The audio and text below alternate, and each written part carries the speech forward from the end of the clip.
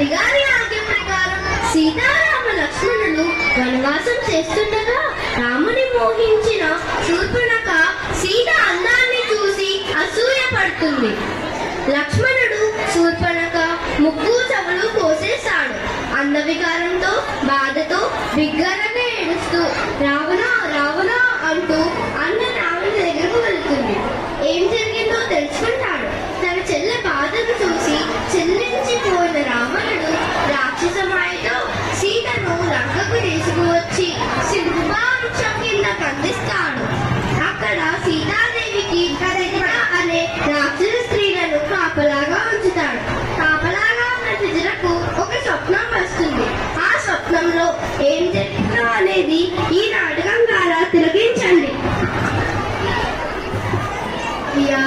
రామా, ఇన్ని బాధను అనుభవించాలా? ఎందుకు నాకు ఈ కష్టం? నన్ను ఆదుకునేవారేలేరా? రామా, శ్రీరామ్ నన్ను ఆదుకోవయ్యా.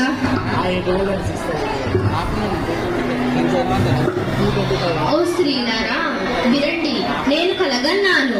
ఆ కలలో లంకాదీపం సముద్రంలో మునిగిపోయింది. మన ప్రభువ తలపై ప్రకాశిస్తున్న రత్న కిరీటాలు నేలపై పడ్డాయి. రాముడు ఆనందంతో ఉన్నాడు. అమిత కాంతితో ప్రకాశిస్తున్న ఈ సీతాదేవిని తీసుకువెళుతున్నాడు. అప్రయత్నంగా నేను ఈ కలగన్నాను. రాముడు పవిత్రమైన మనసు కలవాడు. సీత పవిత్రమైన స్వభావం కలది. కాబట్టి శుభాన్ని కలిగించే చిత్రాలే మనకు కనిపిస్తున్నాయి. ఈ విషయం 4 వేదాల నిర్ణయం కాబట్టి పవిత్రమైనదే. అందువల్ల ఈ సీతాదేవిని రక్షిస్తున్న మీరు కఠినంగా మాట్లాడవద్దు. ఇక మీదట ఈ సీతాదేవియే మనకు ఆధారం అవుతుంది. అమ్మా, భయపడవద్దు. మనసులో ఆనందాన్ని నింపుకొని సుఖంగా ఉండు. నీ వద్ద ప్రేమతో నిన్ను తీసుకొని వెళ్తాడు. తప్పక దయతో మమ్మల్ని కాపాడు తల్లి. సదాస్తు.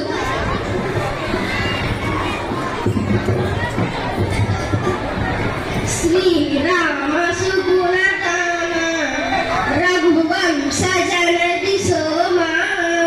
శ్రీరామ సుగుణధామ రఘువంశ జనది సోమ. ఈ రామనామం ఎంత మధురంగా ఉందో కదా. ఇది నిజమా అబద్ధమా? నేను కలగనట్టలేదు కదా. ఓ, ఇది రాక్షస మాయలా ఉంది. రావణాసుడే ఏ రూపంలో వస్తాడో కదా.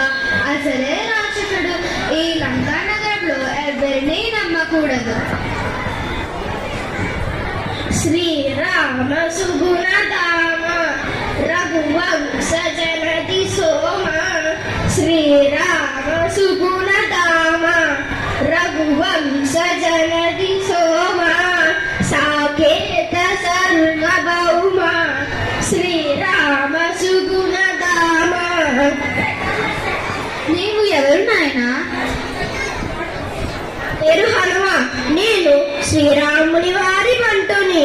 ఓ భూపుత్రువైన సీతాదేవి, నీవు చింతించవద్దు. నీ రక్షకుడైన శ్రీరాముడు క్షేమంగానే ఉన్నారు. నిన్ను తీసుకుని వెళ్ళడానికి ఇప్పుడే వానరులతో కలిసి వస్తున్నాడు తల్లి. ఇది వాస్తవం. హనుమా, చిరంజీవి వర్ధిల్లు నాయన. నా మనసులోని దుఃఖాన్ని గ్రహించినావు. రామనామాన్ని జపించి నా మనసులోని ఆనందాన్ని నింపావు. ఎల్లవెల్ల జపించిన ఈ రామనామం రసామృతమే కదా.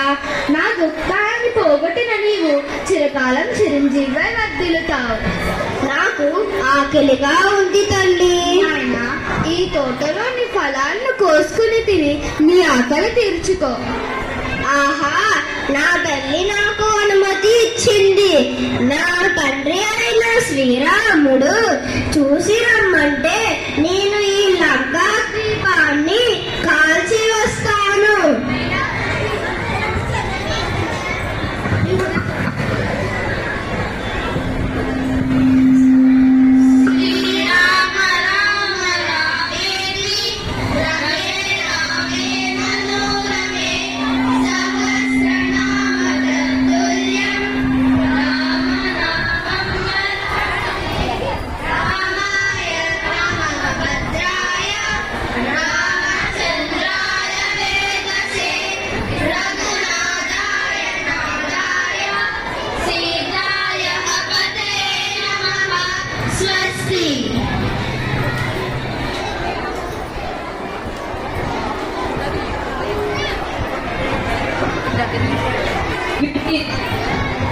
చెప్పాల్సింది కొట్టాల్సింది